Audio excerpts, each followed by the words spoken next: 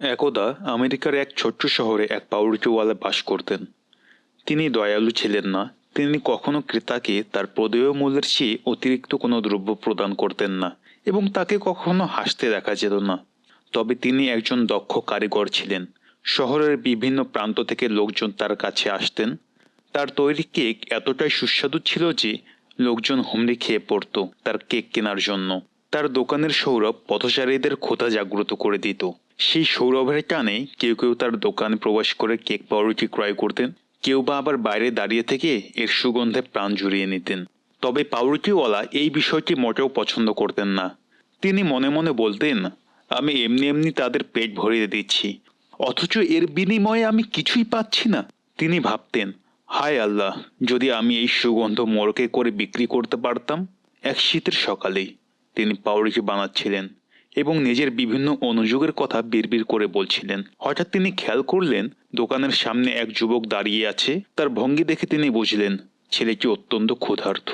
সকাল সকাল এসে কেউ একজন তার দোকানের সুবাস চুরি করছে এবং নিজের ক্ষুধা মিটিয়ে নিচ্ছে, অথচ এর বিনিময়ে সে কিছুই পাচ্ছে না।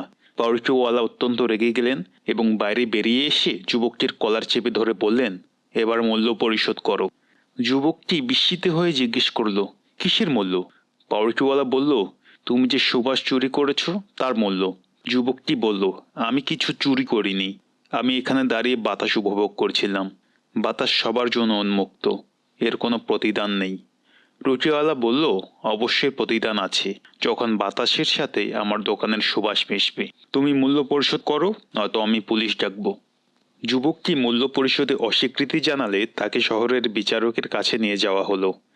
বিচারকের বাড়ির মূল দরজায় কিছুক্ষণ কড়া নাড়ার পর বিচারক কম্বলের উষ্ণতা ছেড়ে ঘুম ভাঙা চোখে দরজা খুলে বাইরে বেরিয়ে এসে দেখল দুজন লোক রাস্তায় দাঁড়িয়ে আছে। বিচারক এই ভেবে বিচলিত হলো যে এত সকালে কি এমন ঘটনা ঘটেছে যে তার কাছে বিচার প্রার্থী এসেছে। তিনি জিজ্ঞেস করলেন, কি হয়েছে? পাউরুটিওয়ালা বলল, যুবকটি একজন চোর, সে তার দোকানের সুবাস চুরি করেছে। পাউরুটিওয়ালার এমন অভিযোগ শুনে বিচারক অপ্রস্তুত হয়ে গেলেন এবং তাদের ভেতরে এসে সব কথা খুলে বলতে বললেন। তারা উভয়ে বিচারকের বৈঠকখানায় গিয়ে বসলেন এবং বিচারককে সবকিছু খুলে বললেন। সবকিছু শুনে বিচারক কিছুক্ষণ ভাবলেন, তারপর যুবকটিকে বললেন, তোমার কাছে কোনো টাকা আছে?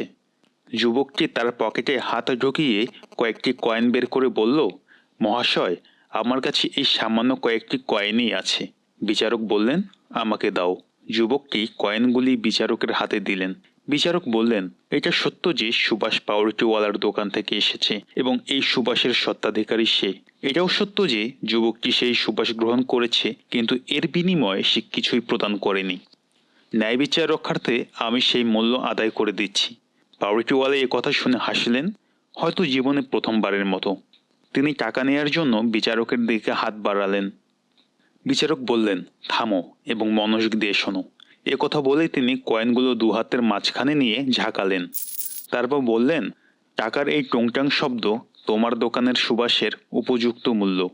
রায় শুনে যুবকটি সন্তুষ্ট হলেন। বিচারক যুবককে তার কয়েনগুলো ফিরিয়ে দিলেন এবং তাদের চলে যেতে বললেন।